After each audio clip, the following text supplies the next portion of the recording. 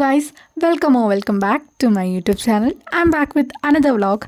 അപ്പോൾ ഇന്നത്തെ വീഡിയോ എന്ന് പറഞ്ഞിട്ടുണ്ടെങ്കിൽ ഒരു ആഫ്റ്റർ സ്കൂൾ റുട്ടീൻ വീഡിയോ ആണ്. അപ്പം ഞാൻ വീട്ടിൽ വന്നപ്പോൾ ഏകദേശം ഒരു 4:45 ആയിട്ടുണ്ട് കേട്ടോ. ഓരോ ദിവസം വരുന്ന സമയം വണ്ടി കിട്ടുന്നതനുസരിച്ചാണ്, അരമണിക്കൂർ പോലും വേണ്ട ടൗണിൽ നിന്ന് വീട്ടിൽ വരാൻ. പക്ഷേ വണ്ടി കിട്ടുന്നതിനനുസരിച്ചിരിക്കും ഓരോ ദിവസം വരുന്നത്. എന്തായാലും ഞാൻ ഫസ്റ്റ് എടുത്തിട്ടുണ്ടായിരുന്നത് മാത്സ് ആണ്. ഒരു 6 മണിയൊക്കെ ആയപ്പോൾ പഠിക്കാനിരുന്നു. എനിക്ക് ഹോംവർക്ക് ചെയ്യണമായിരുന്നു. അത് കഴിഞ്ഞിട്ട് ഞാൻ ഒരു ക്ലാസ്സും കണ്ടു മാത്സിന്. എൻ്റെ അന്നത്തെ ടു ഡു ലിസ്റ്റ് എന്ന് പറഞ്ഞാൽ മാത്സും കെമിസ്ട്രിയും പിന്നെ ഇംഗ്ലീഷും ആയിരുന്നു. അപ്പം ഞാൻ മാത്സും കെമിസ്ട്രിയും കംപ്ലീറ്റ് ചെയ്തു. ഇംഗ്ലീഷ് ഞാൻ പിന്നെ ലാസ്റ്റ് ജസ്റ്റ് ഒന്ന് റീഡ് ചെയ്യാനേ ഉണ്ടായിരുന്നുള്ളൂ, ഗ്രാമർ പഠിപ്പിച്ചത്. പിന്നെ ആരും എന്നോട് 10th ഞാൻ സോഷ്യൽ സയൻസ് എങ്ങനെയാണ് പഠിച്ചതെന്ന് ചോദിച്ചിട്ടുണ്ടായിരുന്നു. അത്യാവശ്യം ഞങ്ങൾക്ക് ടീച്ചർ ഓരോ ചാപ്റ്റർ കഴിയുമ്പോഴും ടെസ്റ്റ് പേപ്പർ ഇടും. അതുകൊണ്ട് അത്രയ്ക്ക് ബുദ്ധിമുട്ടില്ലായിരുന്നു ലാസ്റ്റ് എക്സാമിൻ്റെയൊക്കെ സമയമായപ്പോഴും.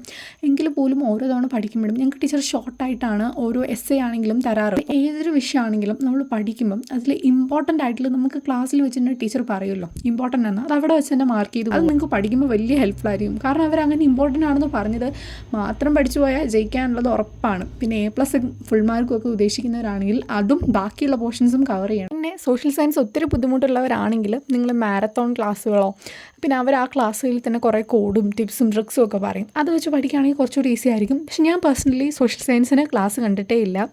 എനിക്ക് സോഷ്യൽ സയൻസ് കുറച്ചുകൂടെ ഈസി ആയിരുന്നു, എനിക്കിഷ്ടമുള്ള വിഷയം കൂടെ ആയിരുന്നു. അതുകൊണ്ട് ഞാൻ അങ്ങനെ സോഷ്യൽ സയൻസിന് SSLCയുടെ തലേന്നൊക്കെയാണ് മാരത്തോൺ കണ്ടിട്ടുള്ളത്, അല്ലാതെ ഞാൻ അങ്ങനെയൊന്നും നോക്കാറില്ല. പിന്നെ ഈ ഒരു സ്പൈറൽ നോട്ടിനെ കുറിച്ച് ആരോ എന്നോട് ചോദിച്ചിട്ടുണ്ടായിരുന്നു. ഇത് ഞങ്ങളുടെ സ്കൂളിൽ നിന്ന് പ്രൊവൈഡ് ചെയ്തതാണ് കേട്ടോ, അല്ലാതെ ഞാനിങ്ങനെ കോപ്പി എടുത്തതല്ല. പിന്നെ അതിൻ്റെ ലിങ്ക് വേണമെന്നുള്ളവർ ചോദിച്ചാൽ മതി കേട്ടോ, തരാം. പിന്നെ ആരോ എന്നോട് കെമിസ്ട്രി സ്റ്റഡി ടിപ്പ് ചോദിച്ചിട്ടുണ്ടായിരുന്നു. Chemistry and physics. കെമിസ്ട്രി ഇപ്പോൾ തിയറി ഭാഗമാണെങ്കിൽ കാണാതെ പഠിക്കുക. പിന്നെ ക്വസ്റ്റ്യൻസ് മാത്സ് പോലെ തന്നെ മാക്സിമം ക്വസ്റ്റ്യൻസ് സോൾവ് ചെയ്തുകൊണ്ടേ ഇരിക്കുക. പിന്നെ ഇക്വേഷൻസ് ഒക്കെ മറന്നു പോകാതെ എഴുതി വെച്ചോ അല്ലെങ്കിൽ എഴുതി പഠിച്ചോ. നിങ്ങൾക്ക് എപ്പോഴും കാണുന്ന സ്ഥലത്തൊക്കെ ഒട്ടിച്ച് വെച്ചാലും അങ്ങനെ ഓർത്തിരിക്കാൻ എളുപ്പമാണ്. പിന്നെ എനിക്ക് ഫിസിക്സ് കുറച്ചുകൂടെ കമ്പാരിറ്റീവ്ലി ഈസി ആയിട്ട് തോന്നി.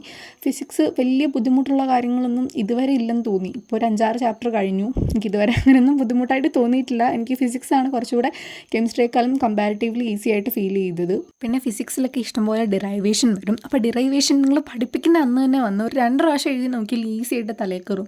അല്ലാതെ കുറച്ച് ദിവസം കഴിഞ്ഞ് നമ്മൾ എഴുതി നോക്കുമ്പോൾ കുറച്ചുകൂടെ നമ്മൾ എഫോർട്ട് ഇടേണ്ടി വരും. ഒരു 5-6 തവണ വേണ്ടി വന്നാൽ എഴുതേണ്ടി വരും. അതുകൊണ്ട് ഞാൻ ഡിറൈവേഷനൊക്കെ പഠിപ്പിക്കുന്ന അന്ന് തന്നെ വന്ന് എഴുതി നോക്കാറുണ്ട്. പിന്നെ അത്യാവശ്യം ഒന്ന് റിവൈസ് ചെയ്തുകൊണ്ടേ ഇരിക്കാം. പിന്നെ നമ്മളത് മറന്നു പോകുന്നു എന്ന് തോന്നുമ്പം ഒന്നുകൂടെയൊക്കെ ഒന്ന് ജസ്റ്റ് റീഡൊക്കെ ചെയ്തിട്ടുണ്ടെങ്കിൽ അത് കുറച്ചുകൂടെ പെർഫെക്റ്റ് ആയിട്ട് നമ്മുടെ ഓർമ്മയിൽ നിൽക്കും. വീഡിയോസൊക്കെ ഇഷ്ടപ്പെടുന്നുണ്ടെങ്കിൽ ഡെഫിനറ്റ്ലി ലൈക്ക് ചെയ്യുക, കമൻറ്റ് ചെയ്യുക, സബ്സ്ക്രൈബ് ചെയ്യുമ്പോൾ ബെല്ലൈക്കനിൽ ഓൾന്നൂടെ ക്ലിക്ക് ചെയ്യാം കേട്ടോ. എങ്കിൽ മാത്രമേ വീഡിയോ ഇടുമ്പോൾ നോട്ടിഫിക്കേഷൻ വരുള്ളൂ. ഇനി നമുക്കൊരു ടൈം ലാപ്സ് കാണാം.